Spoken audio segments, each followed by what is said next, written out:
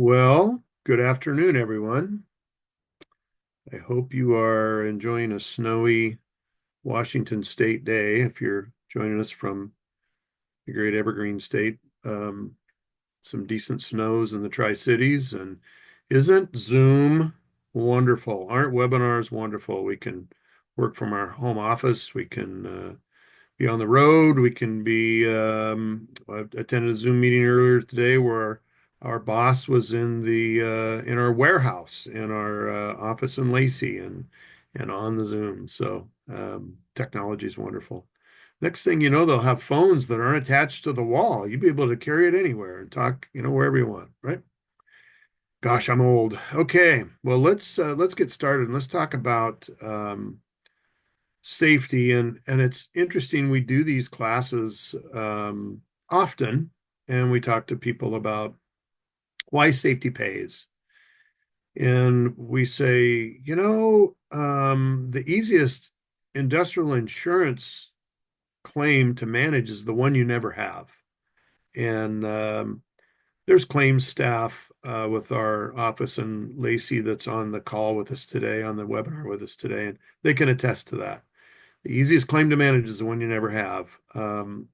It's okay to have injuries. We have to realize that to ourselves that we probably are going to have injuries. We can have little boo-boos, where you get your finger hurt, and when you get your finger hurt, and you go to the doctor and you get it treated. It's not broken. Maybe you got a small laceration. They put a little super glue on it. You might even do that with a first aid kit, and you end up having this boo-boo.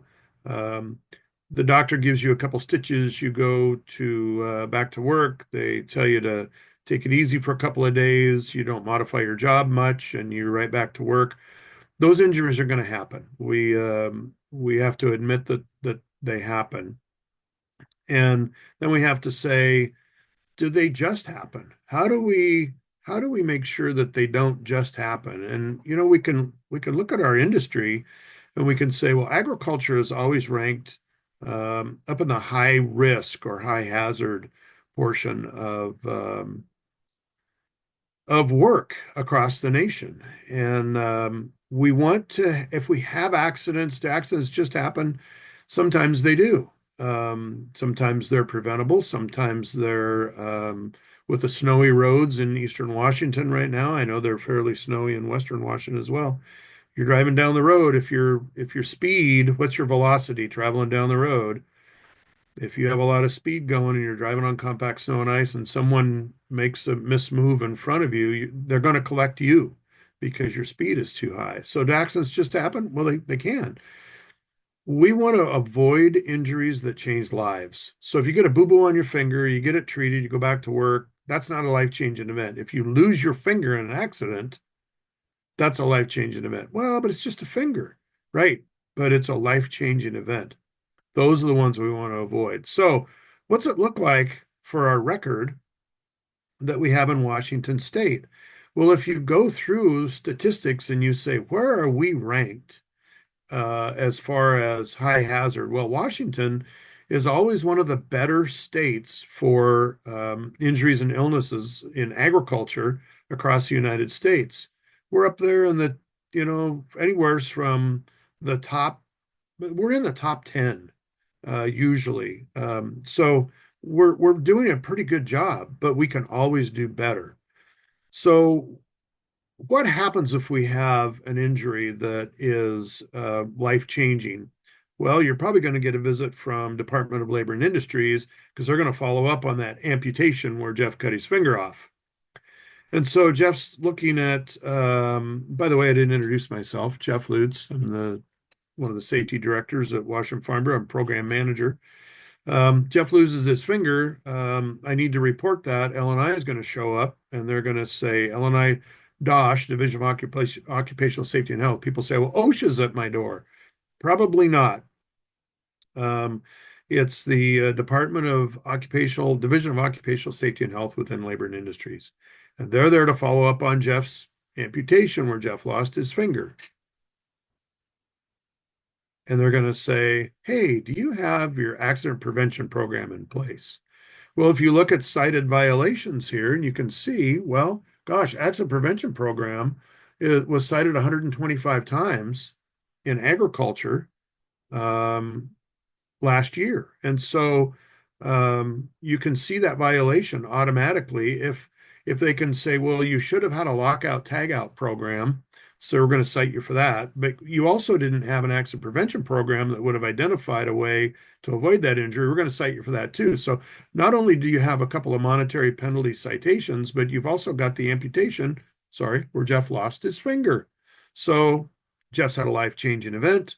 Um, I've had the opportunity to get treatment.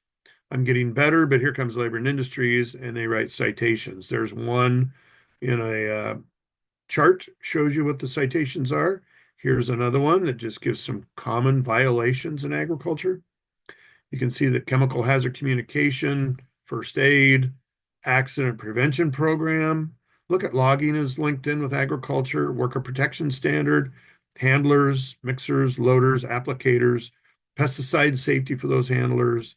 Those are all citations that are written by Labor and Industry. So not only do you have the injury, Jeff's had a life-changing event, now you've got a citation from Labor and Industries. So let's talk about the financial benefits. Why does safety pay? Well, everyone gets rated by Labor and Industries, and your rating is based on what happened 3, 4, and 5 years ago in your particular operation. The industry also has ratings that sets bases, and the base is at 1.00. And if you start a new business today, you start at 1. If you have a history that you don't have many claims, or you have claims that are not serious, they're non-compensable claims. There's no time loss. There's no PPD award when Jeff lost his finger and he gets X amount of dollars for his finger. Um, those are compensable claims. If you avoid those and it's medical aid only, you're already paying the rates on that. Your rates will go down. And that's how we make money in this, is we avoid, if we can't appeal to your moral and ethical responsibility to make sure people are safe, then let's appeal to greed. And let's save money by driving our insurance costs down. If you have high numbers of claims, you're going to pay extra dollars. Certainly, if you have high numbers of claims where you have compensable claims that are permanent partial disability, they're time loss, they're complex claims, it's going to cost more money. Your insurance rates are going to go up. If you have low numbers of claims, the money you pay is going to go down. If you're average, it's great. If you're in agriculture, you're paying somewhere's around $1 to $1.50 an hour for workers' comp. If you're in construction, depending on what the trades are, you're at about $3 to $3.50 an hour.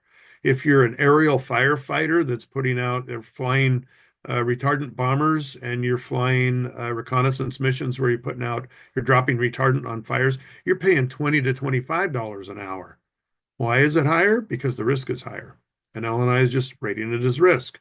So if you look at the insurance cost and you say, well, wait a minute, look, why does this fund have a little asterisk to it? Well, the employee pays a portion of that. Tell your employees that. I've done trainings where people have said, wait a minute, so if someone does something stupid and they get injured, I pay for it? Yes, your rates go up and the insurance costs are higher. Your withholding for workers' comp changes, goes up, and your paycheck goes down. So even though you got a pay raise because you got a raise in minimum wage, you really remain the same or lost because your insurance costs went up. So tell employees that. Let them know that, hey, your costs are shared with this. So if there's lots of claims, there's lots of compensable claims, there's serious injury claims, your paycheck goes down.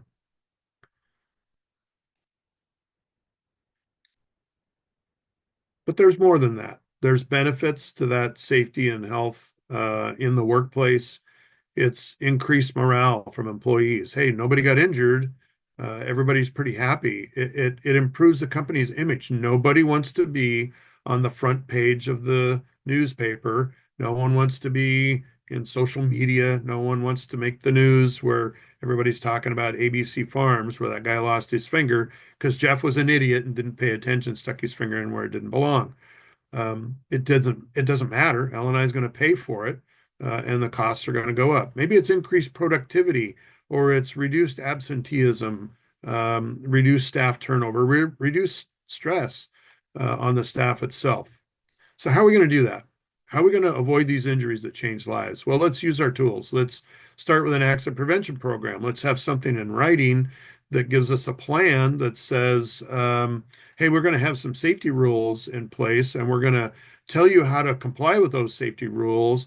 And we're going to develop policies and procedures on things like lockout, tagout, where we're making sure that we have a zero energy state before we start working on machinery and equipment. We're going to do orientation and training for employees when they're new hire or they've changed jobs. They're doing new work. You may do a workplace evaluation and assessment. Have your employees be involved in that. Have the people that are actually doing the work um, contribute to it. Maybe it's a job description. Maybe it's a hazard analysis. Maybe it's a risk analysis. Those are all things that you can do to say, how can we have a safer workplace and avoid those life-changing injuries? It's going to save us money. It's going to drive our rates down. It's going to make our paychecks go up. That's why safety pays. Maybe you don't have many claims and you can say, well, I have an injury, Ingurie. Gee, I need to change that, don't I? Trends in the industry. What's happening in the industry? What's happening with the company? We know that in tree fruits, we've had a lot of falls from ladders that cause costs to go up and costs cause serious injuries. Well, a lot of people are going away from ladders. They're using more pedestrian style orchards where the ladders are smaller, the falls aren't as bad. They're doing platform work. Those are all things that can help reduce that exposure and avoid those life-changing injuries. Use your tools. Maybe it's an accident and an incident report. Maybe it didn't have an accident involved with it, but have it recorded and documented and figure out ways to avoid those injuries, avoid those situations that are close calls. And then if all else fails, do an accident investigation. So what's the plan? Have a plan. Well, we got to have our safety rules in place and we got to know them, and then we have to comply with them, and then we have to demonstrate safe work practices. So I'm the boss. I walk into the shop. The requirement is in the shop is that everybody wears safety glasses, but I walk in with these, which are not safety glasses because they don't have brow or side protection. And I walk in with them up there on my face like this, they're not on my eyes. What am I saying to the rest of the crew? It's important to you, but not to me. So we have to develop those safe work habits and those safe practices and apply them. Maybe we'll go back to our accident prevention program and monitor it. How are we doing in our lockout tagout program? Review that. Maybe we have people report hazards and correct them, get people involved. Reporting of injuries and illnesses is really, really important. Encourage people to report with no repercussions because they have the right to get treated. They have an injury, don't be afraid to report it. Say something.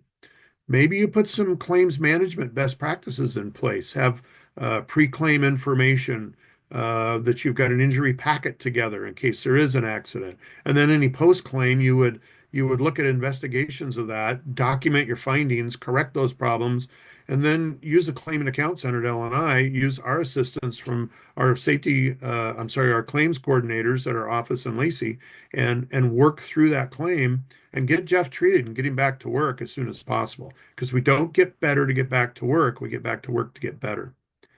If you Dominique's going to drop in the chat a link that has download for this presentation. I'm zooming through this really quickly, but for these best practices, pre-claim and post-claim, you can take a look at those. Lastly, let's talk about just a brief summary.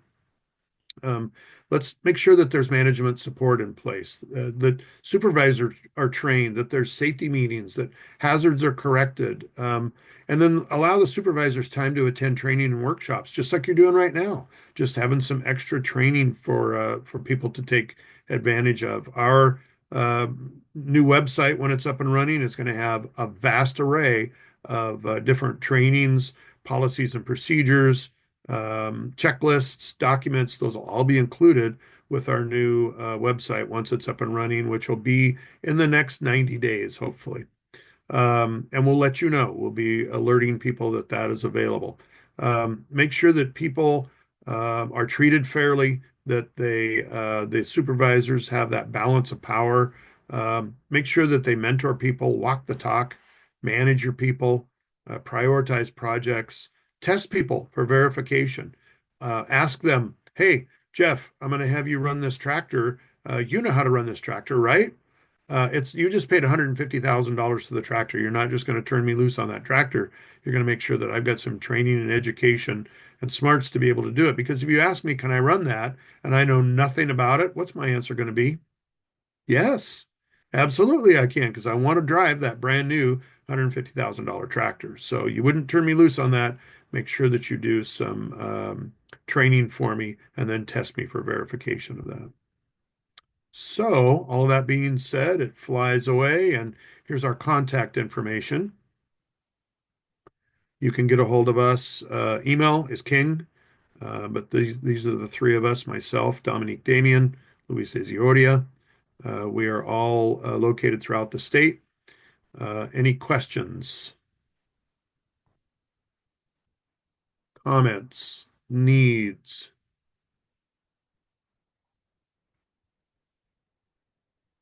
I just went through and changed it so everybody could talk now. So if anybody has questions, they can ask that way as well. Graciela, I'm glad you were able to get on. Because Lexi, Dominique, did you pop the in the chat, put the link yes, in? can Yep. everybody see the PDF that's in there? Thank you for doing that. I see it there. Oh, good.